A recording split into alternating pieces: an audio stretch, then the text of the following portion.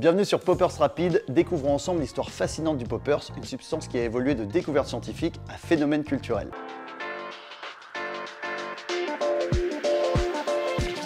L'histoire du poppers commence en 1844 lorsque le chimiste français Antoine-Jérôme Ballard synthétise le nitrite d'amyle. Mais c'est seulement en 1867 que Sir Thomas Lauder Brunton révèle ses effets sur la dilatation des vaisseaux sanguins, ce qui le rend utile pour traiter de certaines maladies cardiaques. À l'époque, le nitrite d'amyle était souvent contenu dans des ampoules en verre et le terme poppers vient du bruit pop que faisaient des ampoules lorsqu'on les ouvrait. Avec l'arrivée de la trinitrine dans les années 1870, une molécule plus efficace, les fabricants de nitrite d'amyle se retrouvent en difficulté et cherchent de nouvelles applications pour leurs produits. Pendant la guerre du Vietnam, les soldats utilisaient le poppers pour ses effets relaxants, notamment pour atténuer les effets de la fumée et du stress. Cependant, ce sont surtout ses effets sur la sexualité qui retiennent l'attention. Dans les années 1960, le poppers devient populaire dans des villes américaines comme San Francisco et New York, apprécié pour sa capacité à intensifier le plaisir sexuel. Cependant, en 1969, la FDA, Food and Drug Administration, interdit sa vente libre, le réservant à un usage uniquement médical. Cependant, l'histoire ne s'arrête pas là. Un étudiant en médecine, Clifford Assing, va synthétiser le nitrite de butyl qui contourne les interdictions de 1969. Ce produit rencontre un grand succès dans les boîtes de nuit et les lieux de rencontres homosexuels. En 1978, l'industrie du poppers aux États-Unis atteint une valeur estimée à 50 millions de dollars par an. Et le poppers devient un symbole de la libération sexuelle et de la culture gay. Dans les années 1980 à 90, plusieurs interdictions et changements de formule touchent le poppers. Le nitrite d'amyle est remplacé par des composés comme le nitrite d'isobutyl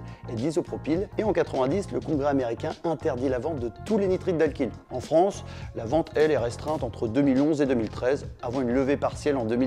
Aujourd'hui, les poppers restent profondément ancrés dans la culture populaire, notamment dans la scène clubbing et parmi les jeunes adultes. Ils continuent de susciter des débats concernant la sécurité ou la légalité et son influence sur la société actuelle. Comme par exemple dans la série française Plus belle la vie, où on voit les personnages consommer du poppers lors d'un plan à trois. Explorer l'histoire du poppers, c'est découvrir une part importante de l'héritage de la culture gay et son influence sur la société actuelle. Merci d'avoir regardé cette vidéo sur Poppers Rapide. Si vous avez aimé, n'oubliez pas de liker, de partager et de vous abonner pour plus de contenu fascinant. A très bientôt pour une nouvelle vidéo.